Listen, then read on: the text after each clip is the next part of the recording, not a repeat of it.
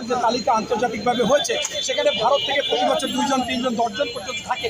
এবছর কিন্তু ভারত থেকে কেউ নেই, বরঞ্চ আমাদের এই ডক্টর মোহাম্মদ ইউনূস সাহেব আছেন, এটা আমাদের গৌরবে। কিন্তু পাশাপাশি বলবো, ওনাকে নিয়ে যখন ওনার ছবি দিয়ে ফেস্টন দিয়ে আপনার একজন এই যে নতুন কমিটির লোক, কি জন্য নামটা আমি ভুলে গেলাম, তিনি সেই এলাকায় শোডাউন করেছে হান্নান মাসুদ।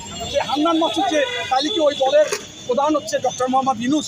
আপনি দেখেছেন যে ডক্টর মোহাম্মদ ইউনূস সাহেবের যে প্রেস সচিব, তিনি একটা ইফতার পার্টিতে সাংবাদিকদের, সেখানে অনেক দলেরই প্রধানরা ছিলেন, সেখানে নাহিদ ছিলেন, নাহিদকে দেখিয়ে বলতেছেন যে নেক্সট প্রাইম মিনিস্টার। এগুলো কিসের লক্ষণ? এই জন্যই তো মানুষের আস্থা অনাস্থা, বা বিশেষ করে দলগুলো, আপনারা জানেন যে আজকে প্রায় এই যে আন্দোলন, ছাত্র বৈষম্য আন্দোলনে যে শেখ হাসিনার পতন, পালিয়ে গিয়েছে, এটা নিয়েও তর্ক বিতর্ক হচ্ছে। কিন্তু আমরা মনে করি এটা অনেকে ব্যক্তিগতভাবে যখন আক্রমণ করে, বিভিন্ন জনকে যখন ছোট বড় করে, তখন তারা হয়তোবা যুক্তির তাগিদে অনেক কিছু বলে। কিন্তু বিএনপির ভারপ্রাপ্ত চেয়ারম্যান মহোদয় তারেক রহমান সাহেব স্পষ্টভাবে কিন্তু বারবার বলেছে এই আন্দোলনে ছাত্র এবং জনতাদের ভূমিকা ছিল, পাশাপাশি বিভিন্ন রাজনৈতিক দল যারা শেখ হাসিনার পক্ষে নির্বাচনে যায়নি অথবা 7ই জানুয়ারিতে নির্বাচনে যায় না, তাদেরও ভূমিকা ছিল।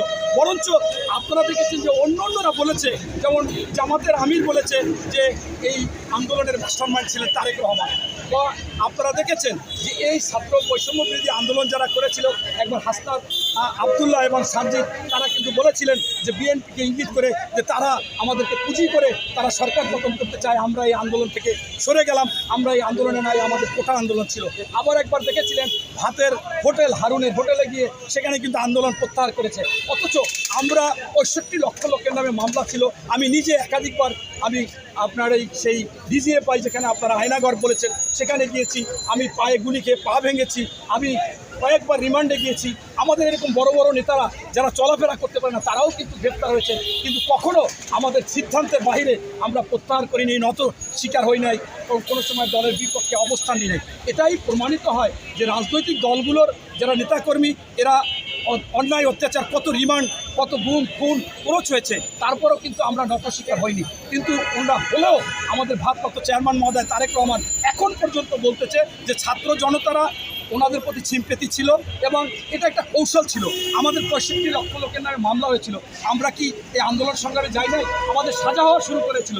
আমরা কি যাই নাই? আমরা আরও সন্তানদেরকে নিয়ে গেছি। এই 65 লক্ষ লোক প্রত্যেকে 1 2 জন নিয়ে গেছি পরিবারে, আমার ছেলেকে নিয়ে গেছি। কিন্তু আমরা প্রচার করি নাই, কারণ এটা একটা আমাদের ভারপ্রাপ্ত চেয়ারম্যান মহোদয় তারেক রহমান সাহেবের কৌশল ছিল যে এদের প্রতি সিম্পেথি হবে। অথচ লোকজন বলে যে মহাসচিব বলছে এই আন্দোলনে নাই। আরে মহাসচিব বলছে যে এটা ছাত্রদের আন্দোলন, ছাত্ররা করতেছে,